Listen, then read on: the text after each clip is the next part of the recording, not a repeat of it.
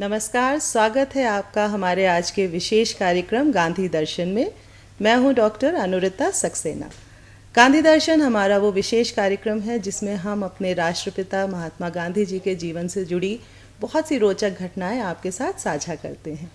विश्व में आज भी गांधी जी सर्वाधिक लोकप्रिय महापुरुषों में से हैं और बहुत से नेता उनके जीवन और उनकी शिक्षाओं से प्रेरणा लेते हैं। आज भी उनके ऊपर बहुत सी नई किताबें लिखी जाती हैं।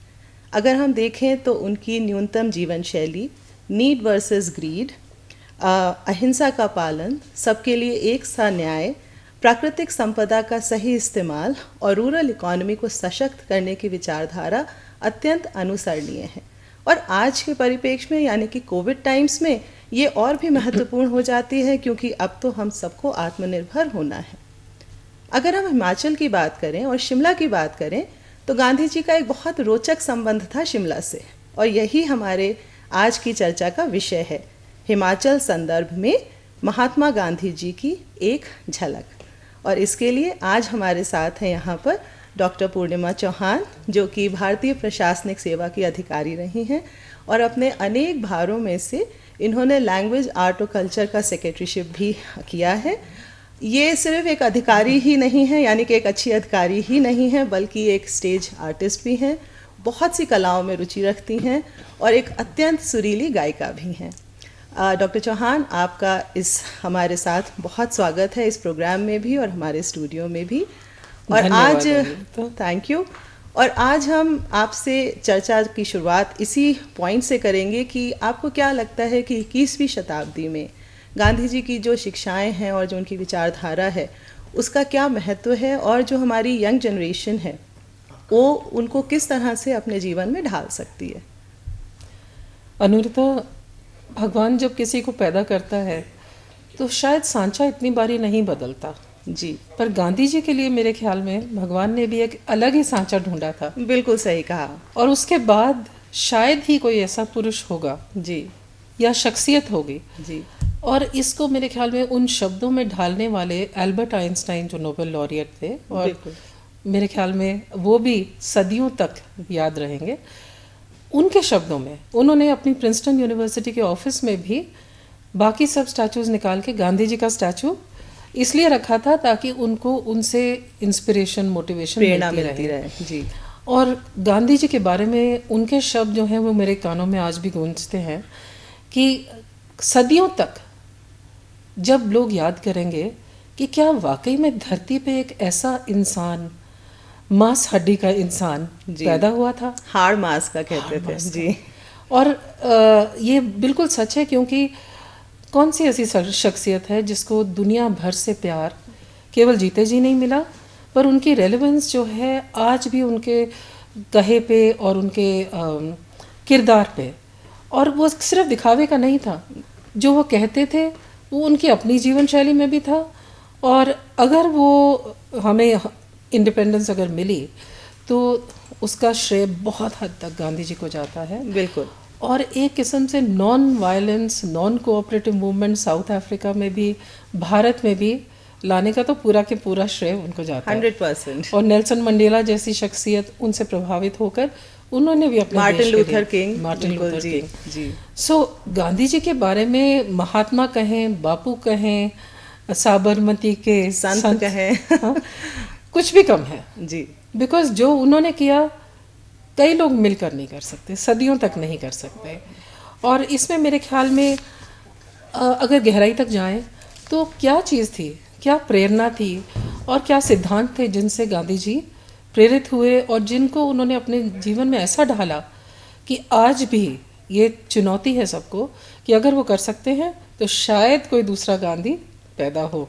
बिल्कुल। और वो जो 11 सिद्धांत जिनके ऊपर उन्होंने अपना जीवन और अपना कार्यक्रम और अपना लक्ष्य वो आधार बनाया था, उसमें बेसिक चीज़ ये थी कि पूरी तरह एक शख्सियत भी है तो पूरी तरह डेवलप्ड है। अगर वो भारत के बारे में सोचते हैं तो गरीब, हरिजन नाम भी उन्होंने ही दिया था। एकदम उन्हीं का दिया हुआ नाम है। सभी एक बराबर, अमीर गरीब उससे कोई फर्क नहीं पड़ता था उनको, बल्कि उनका दिल जो है उन लोगों के साथ था जिनके लिए कोई भी नहीं था, हाथ पकड़ने वाला कोई नहीं था। और ये यकीन मानिए कि आज हम सस्टेनेबल डेवलपमेंट गोल्स की बात करते हैं। एग्जैक्टली। मिलेनियम डेवलपमेंट गोल्स हो चुके हैं 2000 से लेकर 2015 तक, पर जो SDGs हैं तो वो 17 SDGs में और 169 टारगेट्स हैं, उनमें जो उनकी बिल्कुल कोर में है वो है लीविंग नो वन बिहाइंड, यानी किसी शख्स को पीछे नहीं छोड़ना। विकास की पूर्ति नहीं होगी जब तक आप किसी भी शख्स को पीछे छोड़ जाएंगे। ये धारणा उस समय, जबकि ना IT की कोई लिंकेज थी, उसको एक जिसको कहते हैं मोती पिरो के एक माला बना देना। गांधी जी ने किस तरह भारत को, जब 1915 में वो यहाँ उन्होंने अपने नॉन कोऑपरेशन मूवमेंट को एक संगठित तौर पर बिल्कुल शुरू किया, सो रावलट एक्ट था, जलियांवाला बाग था, फिर चौड़ी चौड़ा इंसिडेंट था। और एक चीज़ बहुत क्लियर थी उनके बारे में कि गलती किसी से भी हो जी, वो चाहे उनके उद्देश्य मानने वालों से भी हो, वो गांधी जी बर्दाश्त नहीं करेंगे, क्योंकि वो सिद्धांत जो है उनको पीछे नहीं छोड़ सकते। वो उनकी जो नींव थी वो उसमें ये था सत्य, सबसे पहले सत्य, और उससे भी पहले अहिंसा। एक्चुअली आप बिल्कुल सही कह रही हैं डॉक्टर चौहान। हिंदुस्तान आने से पहले उन्होंने अपना जो ये सत्य और अहिंसा और नॉन कोऑपरेशन था वो साउथ अफ्रीका में काफ़ी अच्छे से परख लिया था। तो उनको बहुत विश्वास था कि जब वो भारत में अपनी राजनीतिक लाइफ शुरू करेंगे तो इन प्रिंसिपल्स पे कर सकते हैं, और कर दिखाया। जी बिल्कुल। और ऐसा कर दिखाया कि भारत क्या पूरा विश्व भर में जी आज भी। और मुझे बहुत खुशी हुई, बहुत गर्व महसूस हुआ जब मैं विदेश में अपनी मास्टर्स कर रही थी इंग्लैंड में। भारत के बारे में सबसे पहले मुंह से भारत निकले, दूसरे के मुंह से गांधी। एग्जैक्टली इस तरह लोग जानते हैं, एवरीबॉडी नोज हिम, हर कोने सही में कहा जानते आपने हैं। जी। तो इस तरह का ख्याति प्राप्त करना सबके बस का रोग नहीं है जी। पर वो क्योंकि सच्चाई जो है सिर्फ बोलने की नहीं थी, उनके हर कण में थी। और वो सच्चाई उन्होंने किस तरह वो कहते थे कि एक जो अपनी जीवा यानी बोलने और खाने दोनों के ऊपर कंट्रोल होना चाहिए। सेलिब्रेसी के बारे में भी उन्होंने बहुत ओपनली बात की, जिन चीज़ों पे लोग चर्चा ही नहीं करते थे। और एक उन्होंने कहा एजुकेशन के बारे में भी जब बात करते थे, और अपने आश्रम में तो बिल्कुल उन्होंने सबको करवाया था, खुद भी करते थे, चाहे वो अफ्रीका का फीनिक्स आश्रम था या यहाँ पर। तो उन्होंने कहा था कि परिश्रम, अपने हाथ से परिश्रम करना स्कूलों में भी बहुत आवश्यक है, टीचर्स भी करें और उनके जो स्टूडेंट्स हैं वो भी करें।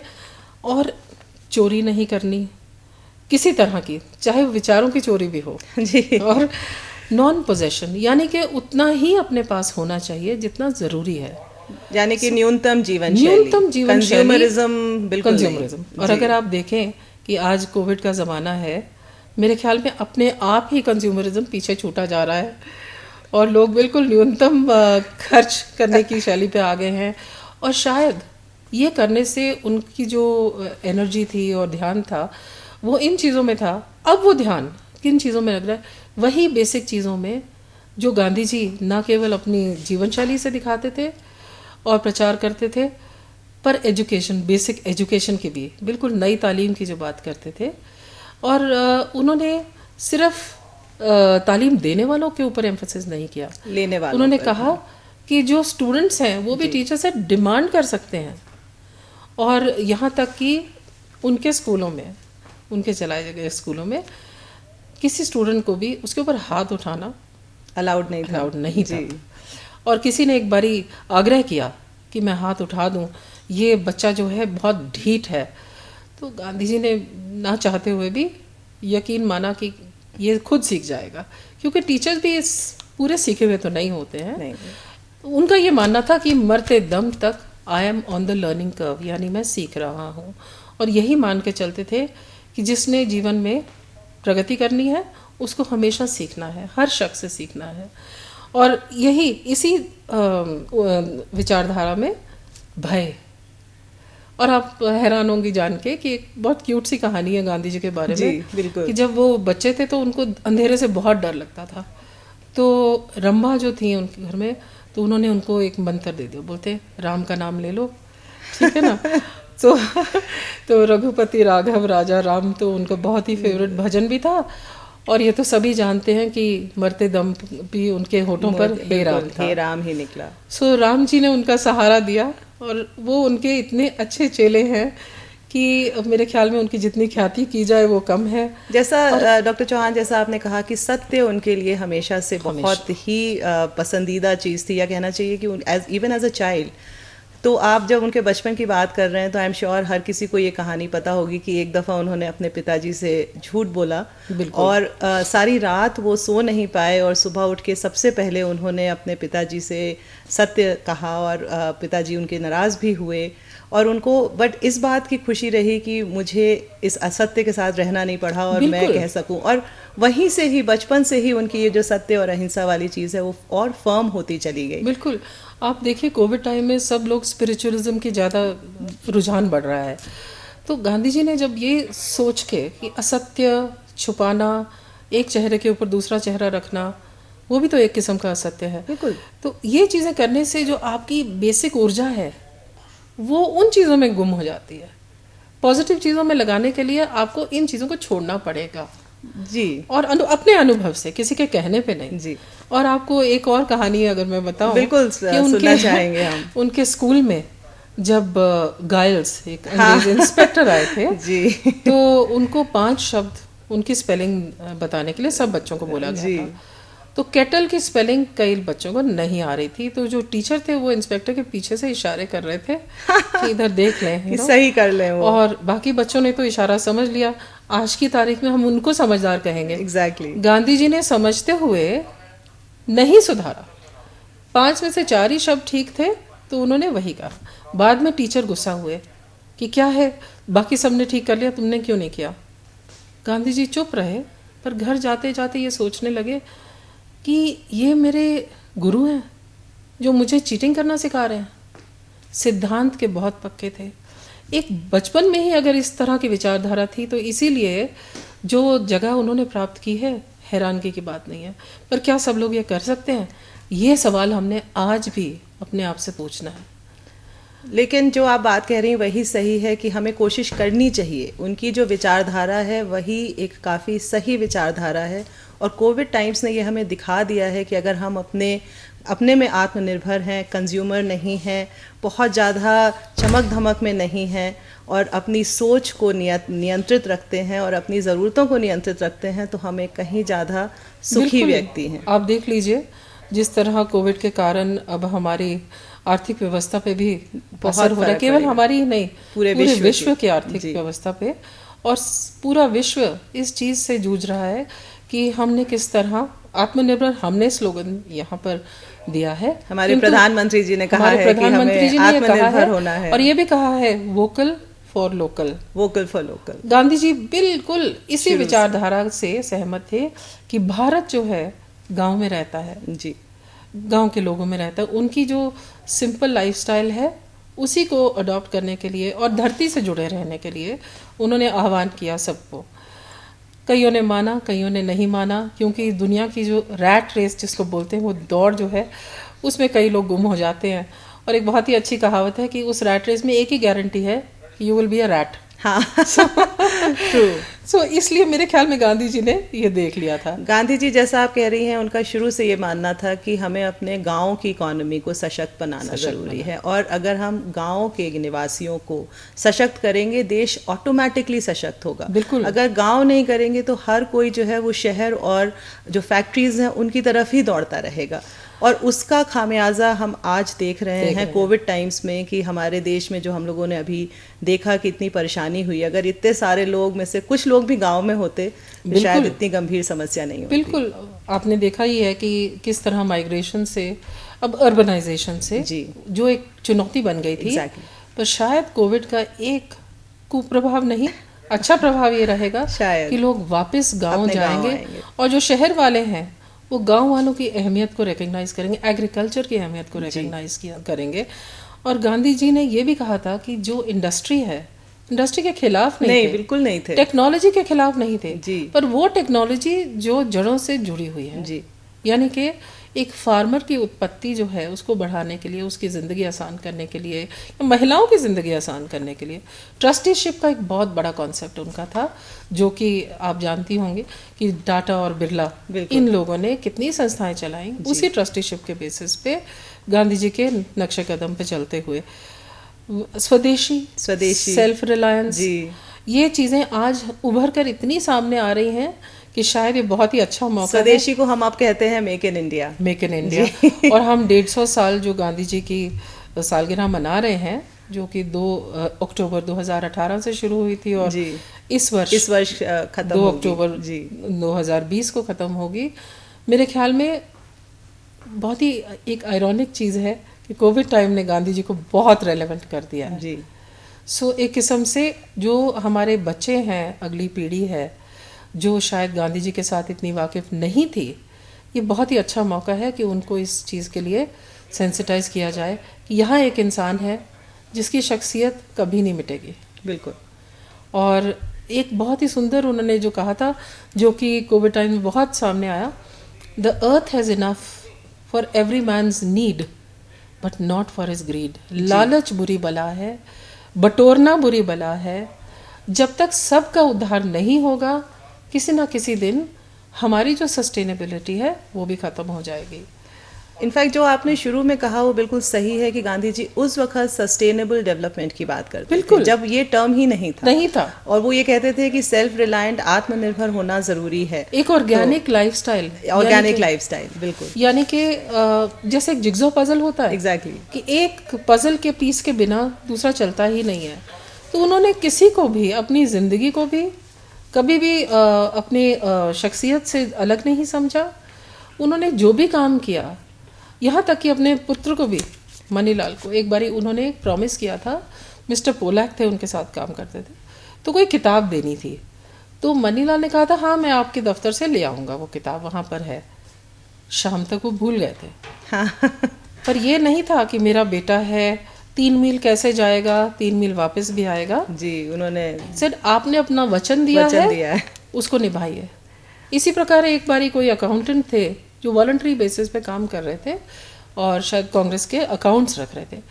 तो ऐसा नहीं है कि उसने हेरा फेरी की थी, वो पैसे लग गए थे, सही जगह पे लगे थे।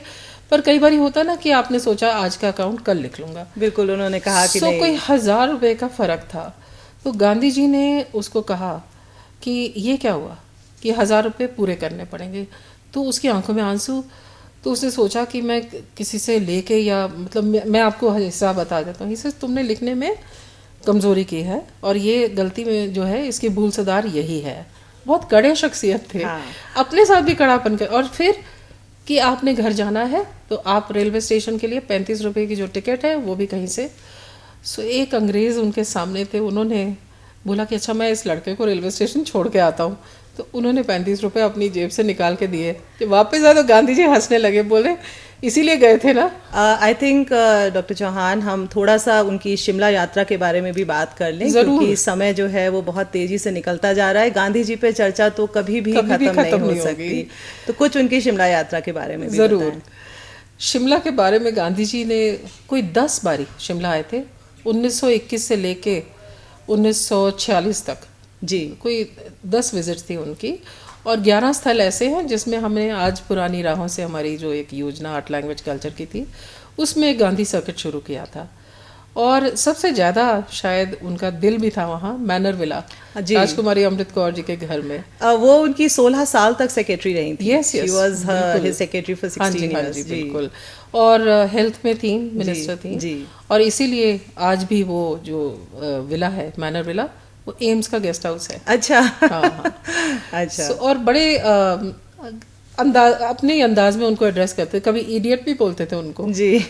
अलग स्नेह था उनके, बहुत अलग स्नेह था। मैं भी कहीं पर पढ़ रही थी डॉक्टर चौहान की, जब वो फर्स्ट टाइम शिमला आए हैं 1921, तो वो कालका शिमला रेलवे से आए। बिल्कुल, टॉय ट्रेन में उन्होंने सफर किया। बहुत उनके साथ उनकी वाइफ थी, और पंडित मदन मोहन मालवीय जी थे, लाला लाजपत राय थे, अली ब्रदर्स थे।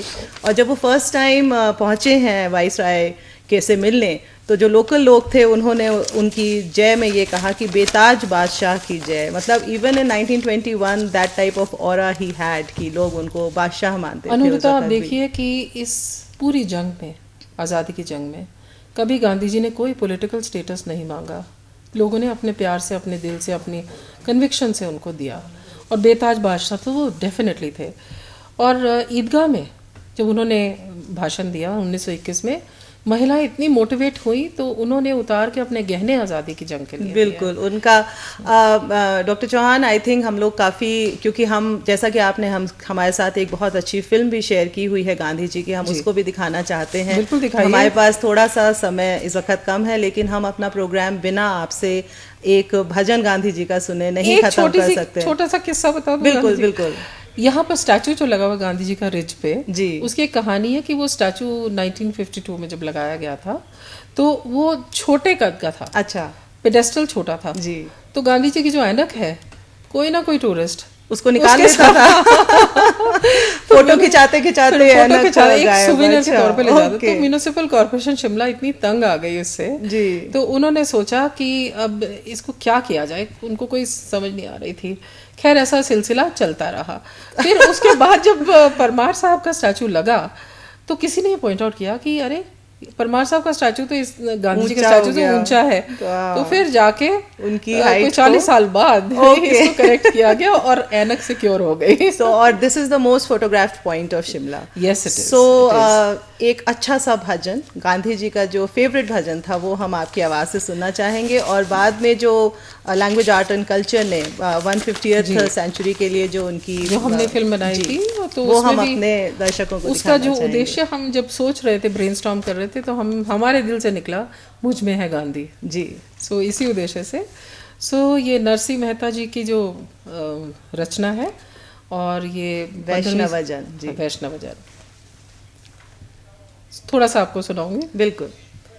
वैष्णवजन तो तेने कही जे पीड़ पराई जाने रे, वैष्णवजन तो जेने कही जे पीड़ पराई जाने रे, पर दुखी उपकार करे तो है मन अभिमान ना आने रे, वैष्णवजन तो सकल लोक सहुने वंदे, निंदा ना करे के नीरे, वाचे खाचे मन निश्चल राखे, धन धन जननी तेनी रे। और इसी के साथ हम आपसे और अपने श्रोताओं से, अपने दर्शकों से विदा लेते हैं, इस उम्मीद के साथ कि गांधी जी की जो उनकी जो सीख है उसको वो अपने जीवन में उतारेंगे, स्पेशली कोविड टाइम्स में, बिकॉज़ ये डिफ़िकल्ट टाइम्स हैं हर किसी के लिए। तो उनकी जो भी शिक्षाएं हैं उसको अपने में लें। तो thank you so much for coming here. And अभी आई थिंक 2 मिनट शायद अभी हैं हमारे पास, तो अगर आप जो दूसरा स्टैंजा सुना रहे थे उसको भी अगर आप दोबारा से सुना दें तो वो बहुत अच्छा रहेगा, और आपके गाने के साथ ही वो आपकी जो फिल्म है उसको भी दिखा देंगे। हैरत की बात यह है कि 1975 में जब यहीं पे हमारे म्यूजियम में कंपटीशन हुआ था ऐसे में, तो मुझे जो किताब मिली थी प्राइज में, माय एक्सपेरिमेंट्स विद ट्रूथ, और उस किताब ने शायद मेरी जिंदगी बदल दी। समवृष्टि ने तृष्णा त्यागी, चल रहा है पर स्त्री तेज ने मात रे।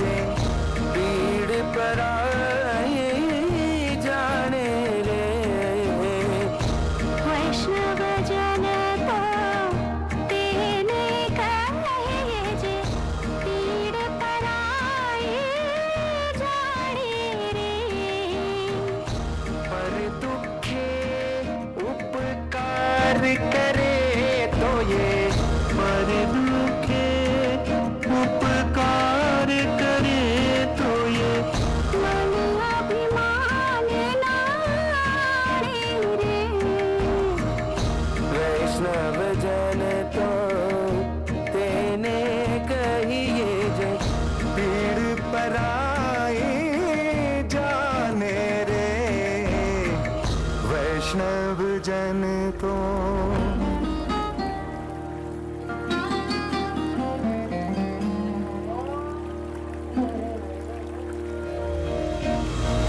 सकल लोक मान सहने वंदे निंदा न करे के नीरे। वाच काज निश्चल राखे धन धन जननी तेनी रे। वैष्णव जन तो तेने कहिए जे पीड़ पराए जाने रे। वैष्णव जन तो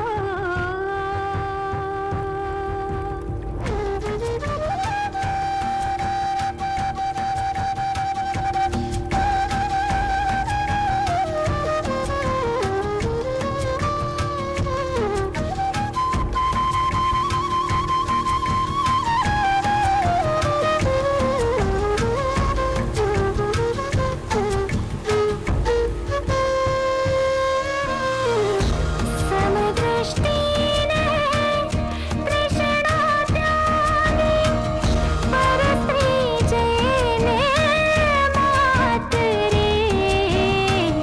ये व्याध की असत्य न बोले पर धन नव धन हाथ रे। वैष्णव जन तो तेने कहिए जे पीड़ पराए जाने रे। वैष्णव जन तो पीर पराई जानिए और दूसरों का यानी कि पर उपकार कीजिए। यही थी गांधी जी की शिक्षाएं, मेन शिक्षाएं, जो कि कोविड टाइम्स में हमारे लिए बहुत रेलेवेंट है। पूर्णिमा जी, आपका एक दफ़ा फिर से बहुत धन्यवाद यहाँ आने का, हमारे साथ लैंग्वेज आर्ट एंड कल्चर की ये इतनी खूबसूरत प्रस्तुति शेयर करने का। हमको विश्वास है कि हमारे दर्शकों ने आज का ये कार्यक्रम बहुत इन्जॉय किया होगा। इसी के साथ नमस्कार and thank you once again. धन्यवाद आपको ये मौका देने के लिए। Thank you.